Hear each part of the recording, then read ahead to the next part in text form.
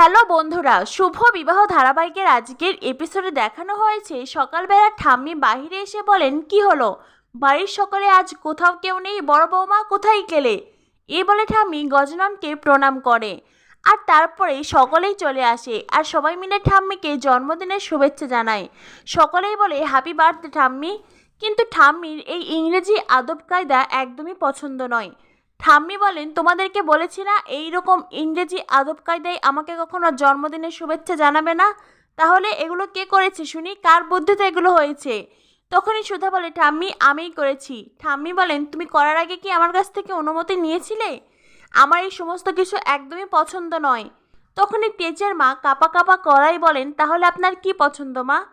ঠাম্মি বলেন, আমার পছন্দ বৃন্দাবন যাব, সকাল সকাল নিজের জন্মদিনে ঠাকুরের নাম গান শুনবো।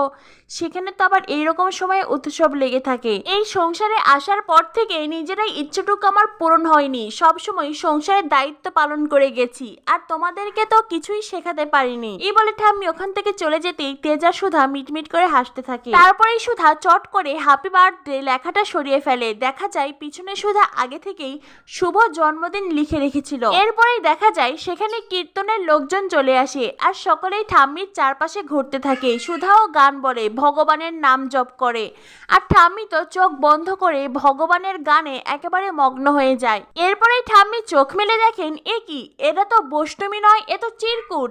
বসু মল্লিক পরিবারের সকলকে এমন সাজ পোশাকে দেখে ঠাম্মি খুব খুশি হয়ে যান। ঠাম্মি বলেন, এইটা আমার জীবনের শ্রেষ্ঠ জন্মদিন, আমি তো আমার জন্মদিনে এমন কিছুই চেয়েছিলাম। সুধা বলে, ঠাম্মি তোমার জন্য আরো একটা সারপ্রাইজ আছে। তখনই দেখা যায় সেখানে দাদু আসে। দাদু এসে নিজের হাতে ঠাম্মিকে বরণ করে।